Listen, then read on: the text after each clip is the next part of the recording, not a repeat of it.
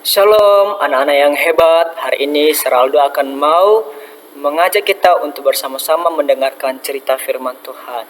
Ayo, sebelum kita dengarkan cerita firman Tuhan, Seraldo mau mengajak kita untuk bersama-sama. Ayo coba angkat tangannya dua, lalu sembunyiin di belakang. Nah, seperti begini ya. Sembunyikan, lalu kita bernyanyi bersama-sama ya. Sama-sama ya. Sama-sama.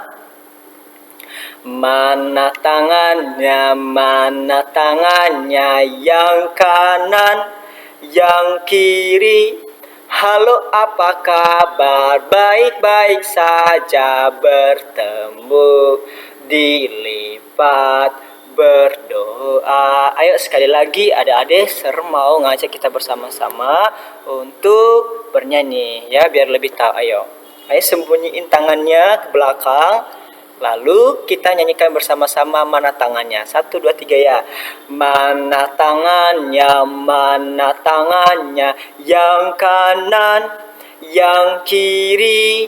Halo, apa kabar? Baik-baik saja, bertemu, dilipat, berdoa. Ayo adik-adik kita bersatu dalam doa. Tuhan Yesus yang baik, terima kasih hari ini kami boleh sehat, kami boleh kuat, semua karena cinta anugerah Tuhan kepada kami semua. Bapa yang baik, terima kasih kami mau mendengarkan firman Tuhan. Hadirlah Engkau dalam hati kami. Dalam nama Yesus kami berdoa, haleluya, amin. Nah, jadi hari ini Sir akan mau bercerita tentang gembala yang baik. Jadi tema kita hari ini adalah gembala yang baik. Nah, dalam Yohanes 10 ayat 11, ayo kita buka Alkitab kita bersama-sama. Yohanes itu dalam perjanjian baru. Ayo kita buka Injil Yohanes ya. Yohanes 10 ayat 11.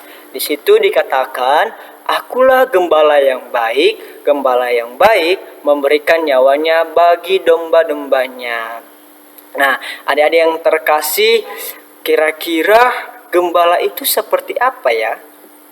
Nah, jadi gembala adalah orang yang menjaga, memelihara, dan melindungi domba-dombanya. Nah, di zaman Yesus, gembala bukan cuma duduk-duduk saja. Nah, mereka harus bangun pagi-pagi untuk menggiring domba ke padang rumput dan melindungi domba dari bahaya seperti serigala, pencuri, atau jurang. Lalu gembala itu mengenal satu persatu dombanya dengan suara dan sifatnya. Dan gembala itu juga kalau ada domba yang hilang, gembala akan cari sampai ketemu. Jadi itulah gembala. Nah, adik-adik coba perhatikan, siapa yang punya orang tua di sini? Pasti kita punya orang tua ya. Nah, orang tua kita pasti selalu menjaga, melindungi kita, dan memelihara kita. Nah, terlebih-lebih guru kita juga. Guru kita di sekolah pasti mereka juga memberikan yang terbaik untuk kita. Bahkan guru sekolah minggu juga adalah menjadi seorang gembala kita. Terlebih-lebih seorang pendeta ya, gembala sidang kita. Nah, mereka adalah seorang gembala. Nah, adik-adik, tapi di lain itu ada gembala yang sangat baik, Nah, siapakah dia? Nah, dialah Yesus Tuhan kita. Ya, adik-adik, lalu siapakah domba itu? Kenapa di ayat itu tadi dikatakan, akulah gembala yang baik? Siapa yang berkata itu? Akulah gembala yang baik. Nah, yang berkata itu adalah Tuhan Yesus sendiri. Dia berkata, akulah gembala yang baik. Gembala yang baik memberikan nyawanya bagi domba-dombanya. Luar biasa ya, adik-adik yang terkasih. Ternyata Tuhan Yesus memberikan nyawanya bagi kita semua. Nah, jadi siapakah domba itu? Nah, domba itu, adik-adik terkasih, siapa yang pernah melihat? Yuk, siapa yang pernah melihat domba? Nah, domba itu adalah hewan yang lembut dan imut. Tapi adik-adik, sifatnya juga punya sifat khusus yang penting, ya, yang harus kita tahu. Jadi kalau kita lihat bahwa domba itu domba yang manis, imut, putih lembut, ternyata di balik itu domba itu punya sifat yang berbeda. Ayo kita bersama-sama. Domba itu mudah tersesat. Nah, mudah tersesat kalau tidak dijaga, dia bisa jalan sendiri ke tempat berbahaya. Nah, lalu domba tidak bisa bertarung atau melindungi diri. Kalau ada serigala, dia hanya bisa berlari. Nah, adik-adik, selain itu juga domba tidak tahu cara pulang. Nah, ke kandangnya jika terpisah dari gembalanya. Dan terakhir, domba perlu gembala, ya. Tanpa gembala, domba bisa kelaparan, haus, atau bahkan mati. Nah, adik-adik, tahu kan bahwa domba itu Tuhan Yesus sebut sebagai kita. Domba itu diibaratkan sebagai kita. Nah, adik-adik, dulu waktu zaman Yesus jadi gembala itu tidak gampang. Ya, mereka harus jalan jauh membawa domba-dombanya buat cari rumput yang hijau supaya dombanya bisa makan. Dan tahu nggak, ada yang terkasih, domba yang digembalakan itu bukan cuma 1-2 ekor saja, tapi banyak yang harus digembalakan. Makanya gembala perlu padang rumput yang luas, ya, supaya semua dombanya bisa makan sampai kenyang. Nah, Tuhan Yesus bilang, nah adik-adik, tapi padang rumput itu juga bukan tempat yang selalu aman. Nah, ada binatang buas seperti serigala yang suka datang. Nah, jadi gembala yang baik akan berani melindungi dombanya, bahkan kalau itu bahaya untuk dirinya. Tapi padang rumput itu bukan tempat yang selalu baik. Adik-adik, gembala bisa mungkin akan lari kalau ada serigala, tapi Yesus tidak, ya. Yesus tidak. Ia justru siap memberikan nyawanya demi kita, karena kita ini seperti domba-domba yang perlu dijaga, dibimbing, dan diselamatkan. Nah, jadi kenapa Tuhan Yesus menyebut kita sebagai domba, Sir? Nah, Yesus menyebut kita sebagai domba karena kita juga sering salah jalan, ya. Seperti saat kita lebih pilih bermain, ya, daripada berdoa, atau berbuat nakal daripada datang ke gereja. Atau kita perlu dibimbing supaya hidup kita tidak tersesat, ya. Lalu kita tidak selalu tahu yang terbaik, tapi Yesus tahu dan ingin menuntun kita. Lalu kenapa Yesus lagi menyebut kita sebagai domba? Karena kita dicintai oleh Tuhan Yesus, ya. Dan Dia mau memelihara hidup kita dengan kasih-Nya. Jadi Yesus menyebut kita sebagai domba karena kita juga sering salah jalan. Nah, jadi adik-adik, punya gembala seperti Tuhan Yesus itu adalah hal yang luar biasa. Dia bukan gembala biasa saja, tapi gembala yang sangat luar biasa, yang sangat sayang sama domba-dombanya, yaitu kita semua.